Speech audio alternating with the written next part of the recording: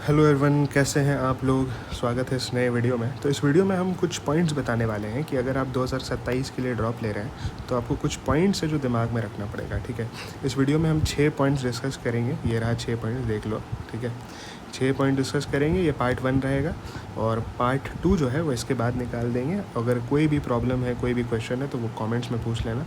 दूसरी बात है कि ये जो टेलीग्राम चैनल कमेंट सेक्शन में पिंड मैसेज में दिख जाएगा, उसको ज्वाइन कर लेना।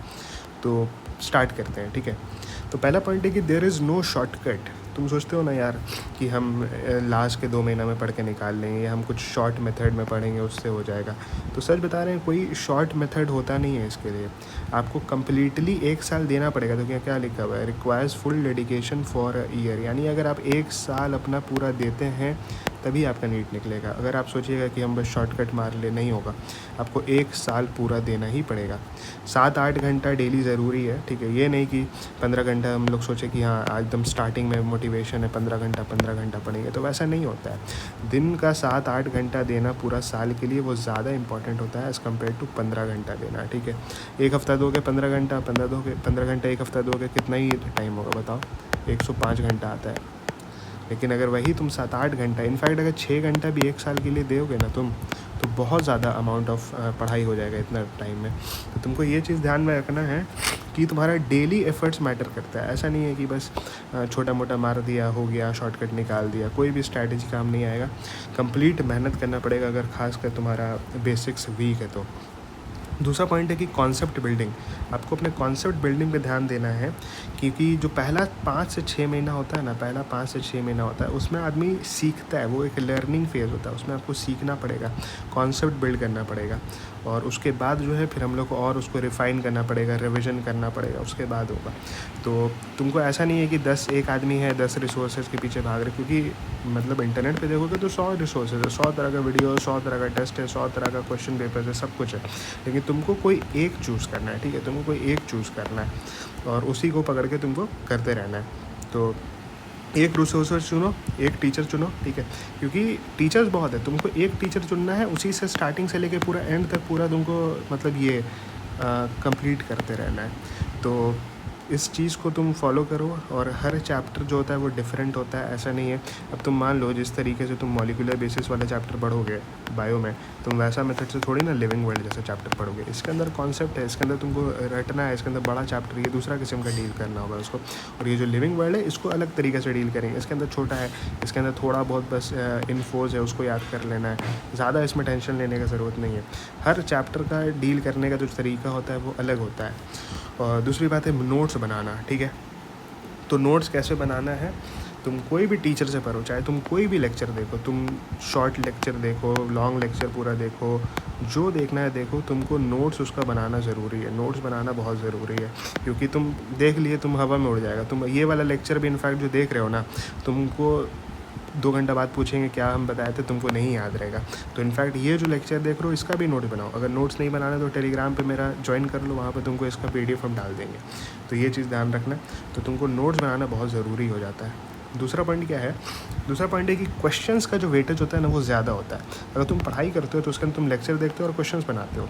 लेक्चर देखना पढ़ाई का सिर्फ 30% ऑफ द पोर्शन होता है, और जो मेन होता है वो 70% क्वेश्चंस ही होता है। क्योंकि इन द एंड एग्ज़ाम में आप क्वेश्चंस ही बना रहे होंगे, है कि नहीं। क्वेश्चंस बना रहे होगे तुम, क्वेश्चंस पे ज़्यादा फोकस करना है। अब बच्चा लोग पूछता है भाई कितना क्वेश्चन बनाना है, कितना क्या करना है। तो फिज़िक्स में तुम 200 क्वेश्चन बना लेना, केमिस्ट्री में भी मिनिमम 200 क्वेश्चन, और बायोलॉजी में 300 क्वेश्चन पर चैप्टर लगेगा। ठीक है, हर चैप्टर थोड़ा अलग अलग होता है, कोई बड़ा होता है, कोई छोटा होता है। ठीक है, तो हम एग्जैक्ट नंबर नहीं दे रहे हैं, बस एक टेंटेटिव बता दे रहे हैं कि हाँ फिज़िक्स केमिस्ट्री में अगर आपको प्रैक्टिस सही से करना है, आपको सीखना है कि आपके मसल मेमोरी में फिट हो जाए कि ये वाला क्वेश्चन आया तो हम फटाक से कैसे सॉल्व करेंगे एग्ज़ाम में, तुमको ये चीज़ ध्यान में रखना है। और ये चीज़ याद रखना है कि फिज़िक्स केमिस्ट्री या इनफैक्ट बायो में भी तुमको एक छोटा सा नोटबुक बना लेना, ये कॉपी बना लेना, जिसके अंदर तुम एक कॉन्सेप्चुअली रिच क्वेश्चंस को इकट्ठा करके रखो। कॉन्सेप्चुअली रिच क्वेश्चंस क्या होता है कि मान लो तुम क्वेश्चंस बनाए और एक क्वेश्चन ऐसा आ गया जिसके अंदर बहुत ज़्यादा कॉन्सेप्ट है। ठीक है, तो तुमको क्या करना है, ये जो क्वेश्चन है इसको नोट करके रख लेना है, क्योंकि जब तुम एग्ज़ाम के टाइम में या टेस्ट के टाइम में या अपना जो मॉक देते होगे तो उसके टाइम में तुम रिवाइज़ करो और ये क्वेश्चंस को करके जाओ। क्योंकि तुम्हारे तुम्हारे पास इतना बड़ा नोट्स है, 70-80 पेज का एक एक चैप्टर का नोट बन जाएगा फुल लेक्चर, थोड़ी ना तुम पूरा रिवाइज करके जाओगे। तुमको तो बस इंपॉर्टेंट क्वेश्चंस देख के जाना होगा। नंबर 4 पॉइंट क्या है, रिविजन एंड शॉर्ट नोट्स। क्योंकि देखो मल्टीपल रिविजन इज़ इम्पॉर्टेंट, ठीक है। तुम सिर्फ कोई चीज़ रीड कर लिए, रीड करने से ज़्यादा इंपॉर्टेंट है तुमको याद करना, वो चीज़ रिमेंबर, तुमको दिमाग में रहे कि हम क्या चीज़ पढ़ें। तुम ये लेक्चर भी देख रहे हो, तुमको सिर्फ सुन लोगे, समझ में आ गया, लेकिन तुमको क्या याद रहेगा, तुम अप्लाई कर पाओगे, तुम तो भूल जाओगे हम क्या बताएं क्या नहीं बताएं। तो तुमको शॉर्ट नोट बनाना है। तुम्हारा अगर मान लो 70 पेज का फुल नोट्स बना है तो उसको तुम कंसाइज करके कितना पेज में ला दोगे, 10 से 15 पेज में लाना, और तुमको सिर्फ इसको ही पढ़ के जाना है, ठीक है। हम कोशिश करेंगे कि हम भी प्रोवाइड कर दे 10 से 15 पेज का शॉर्ट नोट्स टाइप का, लेकिन अपना भी बना सकते हो तुम, अगर मेरा नहीं देखना है तो, ठीक है। तो शॉर्ट नोट बनाना है, कंपलसरी है बनाना है, क्योंकि तुम खुद ही सोचो ना कि तुम अभी तो तैयारी कर रहे हो, तुम्हारा अभी कौन सा महीना चल रहा है, मई चल रहा है, जून चल रहा है, ठीक है, जुलाई चल रहा है, तो तुम अप्रैल में क्या पढ़ने वाले हो। अप्रैल में तुम्हारे पास इतना टाइम रहेगा कि तुम पूरा इतना सारा महीना में जो पढ़े हो उसको रिवाइज़ करके अप्रैल में सिर्फ करो, तुम्हारे पास उतना टाइम रहेगा, नहीं रहेगा। तो यही बात है कि अप्रैल में तुम क्या पढ़ोगे उसका तैयारी अभी से स्टार्ट करना है आपको सब कुछ बनाना है। फिजिक्स केमिस्ट्री में आपको फार्मूला शीट बनाना है, इंपॉर्टेंट क्वेश्चंस उसमें लिखना है। बायो में आपको इंपॉर्टेंट इन्फोज लिखना है, डेट्स लिखना है, वैल्यूज़ लिखना है, साइंटिस्ट और एग्जाम्पल्स लिखना है। जो चीज़ अक्सर जो तुम भूल जाते हो वो सब तुम एक जगह पेपर में ला के लिख के रख दो, और हमेशा जब भी आएगा एग्जाम के टाइम तो उसको याद करके रखना है, ठीक है। 10 से 15 पेज का बनाना है।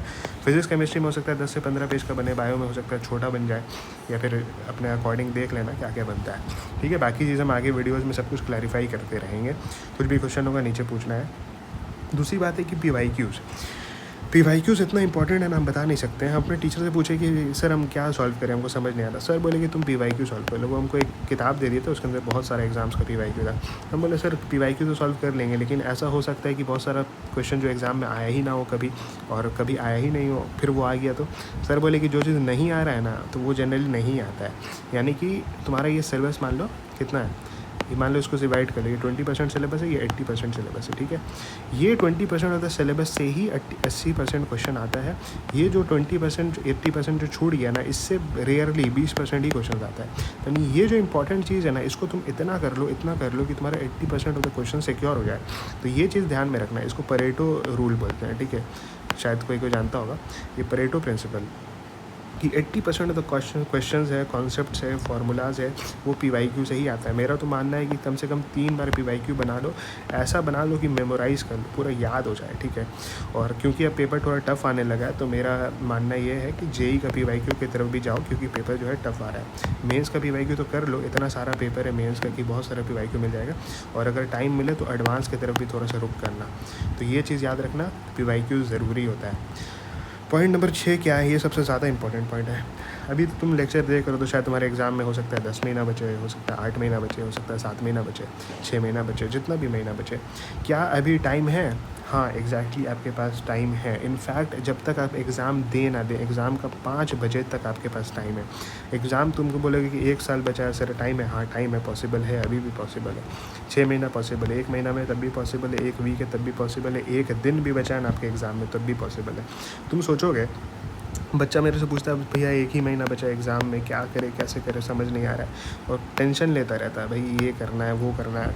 हम बोलते हैं क्या भाई, तुम 1 महीना अगर 30 दिन 1 महीने में अगर 12 दिन तुम फिर भी पढ़ ले तो तुम्हारे पास कितना ज़्यादा टाइम आ जाएगा। तुम सोच रहे हो 360 या पता नहीं जितना भी कैलकुलेट कर लेना, इतना घंटा तुम पढ़ सकते हो। इतना घंटा को भी बोलो क्या करता है, पढ़ता है नहीं पढ़ता है, वेस्ट कर देता है, पूरा वेस्ट कर देता है। वेस्ट करने के बाद खाली पूछता रहेगा बच्चा कि भाई हो पाएगा नहीं हो पाएगा। आपके पास जितना टाइम है, इनफैक्ट अगर आप एग्ज़ाम में भी, बच्चा एग्ज़ाम दे रहा है ना, 2 से 5 एग्ज़ाम दे रहा है, चलो अब तो 5-15 हो गया मे बी, तो 2 से 5 बजे जब जो एग्ज़ाम दे रहा है उसमें ही 1 घंटा 1.5 घंटा पढ़ता है, 1 डेढ़ घंटा बच्चा क्वेश्चन बनाता है, उसके बाद गिव अप कर देता है कि नहीं अब मेरे से नहीं हो पाएगा, हम छोड़ दिए। तो भाई आपको 5 बजे तक एग्ज़ाम का लास्ट बबल तक, fight until the last bubble, जब तक आपके पास एग्ज़ाम हो ना जाता है, एग्ज़ाम 5 बज नहीं जाता है एग्ज़ाम का, तब तक आपके पास टाइम है। जब जागो तभी सवेरा, और हो जाएगा, ठीक है ना। तुम मेहनत करो, हो जाएगा। हम बता रहे हैं, तुम अगर 1 महीना भी ढंग से दे देते हो ना पढ़ाई के लिए, 1 महीना, अभी तो चलो तुम्हारे पास बहुत टाइम बचा है, लेकिन 1 महीना भी अगर कोई ढंग से दे देता ना, वो 75% ऑफ सिलेबस 1 महीना में कंप्लीट कर सकता है। ठीक है, थोड़ा सा तुमको प्रैक्टिस नहीं हो पाएगा, रिविजन नहीं हो पाएगा, लेकिन इतना % ऑफ द सिलेबस कंप्लीट करना पॉसिबल है। तुमको अगर कोई टास्क को करने के लिए 1 साल दिया जाए ना, तब भी तुम क्या करोगे, पूरा 10 महीना वेस्ट करोगे, लास्ट का 2 महीना पढ़ोगे। तुमको अगर हम 1 महीना भी दे देना तब भी तुम 1 महीना में कंप्लीट कर लोगे। आधा महीना तुम 15 दिन वेस्ट करोगे, 15 दिन में कंप्लीट करोगे। तो तुमको जो टास्क को तुम जितना टाइम दो उतना टाइम में वो टास्क हो जाता है। तो इसी चीज़ को अपना रखो, ठीक है। तुम बेमतलब के इधर उधर टाइम मत वेस्ट करो, पढ़ाई करने पे ध्यान दो। और ये जो नोट्स है हम टेलीग्राम पे डाल देंगे, कोई भी क्वेश्चन है नीचे पूछ लेना और सब्सक्राइब वगैरह कर लेना, ठीक है।